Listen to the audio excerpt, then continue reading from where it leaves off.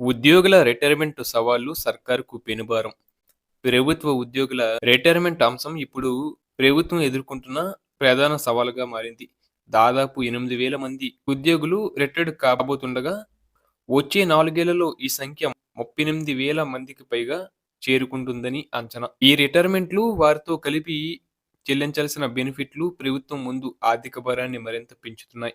ఇక ఉద్యోగుల పదవి విరమణతో ప్రభుత్వానికి ఆర్థికంగా కలిగే ప్రభావం ఏంటంటే, ముఖ్యంగా రిటైర్డ్ అయ్యే ఉద్యోగులకు చెల్లించాల్సిన బెనిఫిట్లు, వారి పునాది వేతనం, HRA house rent allowance, CC compulsory allowance, CCA city compulsory allowance, DA allowance వంటి పేమెంట్ల ఆధారంగా మొత్తం వేతనానికి 10 రెట్లు లీవ్ శాలరీ రూపంలో ఇవ్వాల్సి ఉంటుంది. ఇక రిటైర్డ్ ఉద్యోగికి సగటున 30 లక్షల నుంచి 50 లక్షల వరకు చెల్లించాల్సి ఉంటుంది. మొత్తం 8,000 మంది ఉద్యోగుల రిటైర్మెంట్‌కు సుమారు 3,200 కోట్లు అవసరం అవుతుందని అంచనా. 2025-28 మధ్య కాలంలో ప్రతి ఏడాది రిటైర్మెంట్ కోసం సుమారు 5,000 కోట్లు అదనంగా కేటాయించాల్సి ఉంటుంది.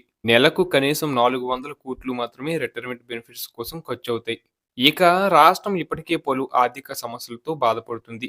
రిటైర్మెంట్ బెనిఫిట్లు చెల్లించేందుకు సక్రమమైన నిధుల లభ్యత లేదు అని సచివాలయ వర్గాలు వెల్లడిస్తున్నాయి.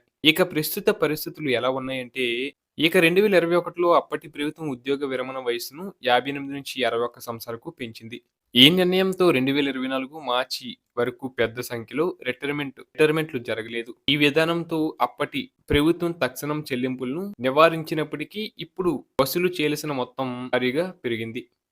ఇక కొత్త ప్రభుత్వం అధికారంలోకి రాగానే ఉద్యోగ విరమణలు మొదలవ్వడంతో ఒక్కసారిగా ఆర్థిక భారం పెరిగింది. రేవంత్ సర్కార్ 3 నెలల పాలన నుంచే ఈ సమస్యను ఎదుర్కొంటుంది. ఇక రిటైర్మెంట్ వయసు పెంచడం ద్వారా అప్పటి ప్రభుత్వం సమస్యను వాయిదా వేసిందని కాంగ్రెస్ వర్గాలు విమర్శిస్తున్నాయి. ఇప్పుడు రిటైర్మెంట్ ఉద్యోగులకు చెల్లింపులు చేయలేని పరిస్థితి బీఆర్ఎస్ పాలనా వైఫల్యాన్ని సూచిస్తుందని పేర్కొంటున్నాయి. ప్రభుత్వం రిటైర్మెంట్ బెనిఫిట్ల చెల్లింపులను సాధ్యమైనంత త్వరగా అందించేందుకు ప్రయత్నిస్తుందని చెబుతుంది. అలాగే ఆర్థిక నియంత్రణల కారణంగా కొన్ని ఆలస్యాలు జరుగుతున్నాయని అధికారిక వాదన. ఇక ఈ పదవి విరమణల కారణంగా వచ్చే ఆర్థిక ప్రభావం, బెనిఫిట్ల చెల్లింపులు, వీటికి సంబంధించిన రాజకీయ ఆరోపణలు ప్రభుత్వానికి పెద్ద సవాలుగా మారాయి. ఉద్యోగ సంఘాలు ఇప్పటికే తమ అసంతృప్తిని వ్యక్తం చేస్తూ ఉద్యోగులకు పూర్తి బెనిఫిట్లు చెల్లింపు కోసం ఆందోళనలు ప్రారంభించాలని భావిస్తున్నాయి. ఒకేసారి మొత్తం బకాయిలన్నీ చెల్లించకపోయినా దశలవారీగా పద్ధతిలో చెల్లింపులు చేయాలని ఉద్యోగులు కోరుచున్నారు. అలాగే ఉద్యోగుల రిటైర్మెంట్ మరియు బెనిఫిట్ల చెల్లింపులు తక్షణం పరిష్కరించాల్సిన అంశాలుగా మారాయి. మేనేజ్మెంట్లో ప్రతిపాదిత మార్పులు, ఆర్థిక వ్యూహాలు సక్రమంలో తీసుకోవడం తప్పనిసరి.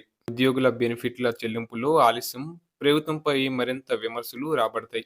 ఇక పదవి విరమణ ఉద్యోగులు వారి కుటుంబాలు ఎదుర్కొంటున్న ఇబ్బందులను అధిగమించేలా ప్రభుత్వం చొరవ చూపాల్సిన అవసరం ఉంది.